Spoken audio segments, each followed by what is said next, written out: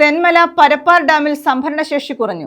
എക്കലും മണ്ണും മരങ്ങളും അടിഞ്ഞുകൂടിയാണ് ഡാമിന്റെ സംഭരണശേഷി കുറഞ്ഞത്. ഇതിന് പരിഹാരമായി മണൽ നീക്കം ചെയ്യണമെന്ന ആവശ്യമുയർന്നെങ്കിലും ഫലമുണ്ടായില്ല. 2000 കോടിയോളം രൂപ ലഭിക്കുന്ന മണൽ നിക്ഷേപമാണ് തെന്മല ഡാമിലുള്ളത്. എക്കലും മണ്ണും മരങ്ങളും അടിഞ്ഞുകൂടിയാണ് തെന്മലയിലെ പരപ്പാർ ഡാമിന്റെ സംഭരണശേഷി കുറഞ്ഞത്. ഇതിന് പരിഹാരമെന്നോണം കോടികൾ വിലമതിക്കുന്ന മണൽ പാരിസ്ഥിതിക പ്രശ്നങ്ങൾക്ക് ഇടയാക്കാത്ത വിധം നീക്കം ചെയ്യണമെന്ന ആവശ്യമുയർന്നിട്ടും നടപടികൾ ഉണ്ടായിട്ടില്ല. കേരളത്തിലെ നിർമ്മാണ മേഖലയ്ക്ക് ആവശ്യമായ ഗുണമേന്മയുള്ള മണൽ ലഭ്യമാക്കാൻ കഴിയുന്നതിലൂടെ സർക്കാരിന് വരുമാനവും ഉണ്ടാകും. വർഷങ്ങളോളം തെന്മല മേഖലയിലുള്ള 100 കണക്കിന് തൊഴിലാളികൾക്ക് തൊഴിലും നൽകാൻ കഴിയും. തെന്മല ഡാമിന്റെ സംഭരണശേഷി വിലയിരുത്താൻ കേരള എഞ്ചിനീയറിംഗ് റിസർച്ച് ഇൻസ്റ്റിറ്റ്യൂട്ടിൽ നിന്നുള്ള ഹൈഡ്രോഗ്രാഫിക് സർവേ സംഘം നിരവധി തവണ സർവേ നടത്തി റിപ്പോർട്ട് സർക്കാരിന് നൽകിയിട്ടുണ്ട്. 23 കിലോമീറ്ററാണ് ഡാമിന്റെ വൃഷ്ടിപ്രദേശം. വേനൽക്കാലത്ത് 3 ജില്ലകൾക്ക് കനാൽ വഴി ജലവിതരണത്തിനാണ് ഡാമിൽ ജലം സംഭരിക്കുന്നത്. ഡാമിനോട് ചേർന്നുള്ള ജലവൈദ്യുത നിലയത്തിലേക്കും വൈദ്യുതി ഉൽപ്പാദിപ്പിക്കാൻ ഡാമിലെ ജലം ഉപയോഗിക്കുന്നുണ്ട്.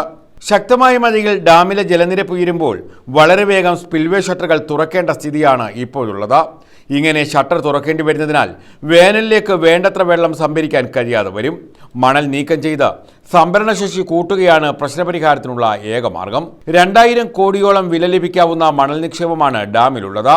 ഡാമിന്റെ 30-40% ജലസംഭരണശേഷി എക്കലും മണലും മരങ്ങളുടെ അവശിഷ്ടങ്ങളും കവർന്നിരിക്കുന്നു എന്നാണ് പരിശോധനകളിൽ കണ്ടെത്തിയത്.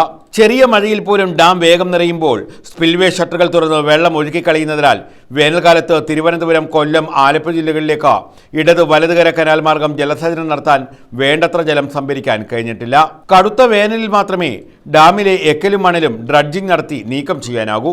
എന്നാൽ വന്യജീവി സങ്കേത മേഖലയിലാണ് ഡാം എന്നതിനാൽ ഇവിടെ നിന്നുള്ള എക്കൽ, മണൽ എന്നിവ നീക്കം ചെയ്യുന്നതിന് കേന്ദ്ര വനം പരിസ്ഥിതി മന്ത്രാലയമാണ് എതിര് നിൽക്കുന്നത്. കേരളത്തിലെ നിരവധി ഡാമുകളിൽ നിന്ന് മണൽ നീക്കത്തിന് സർക്കാർ നടപടിയായിട്ടുണ്ട്. എന്നാൽ തെന്മല പരപ്പാർ അണക്കെട്ടിനെ പ്രാഥമികമായി പോലും പരിഗണിച്ചിട്ടില്ല. അത്യപൂർവ ജീവജാലങ്ങൾക്ക് നാശമുണ്ടാകുമെന്നതിന്റെ പേരിലാണ് കേന്ദ്ര സർക്കാർ മണൽ നീക്കത്തെ അനുകൂലിക്കാത്തത്. News bureau, Thenmala.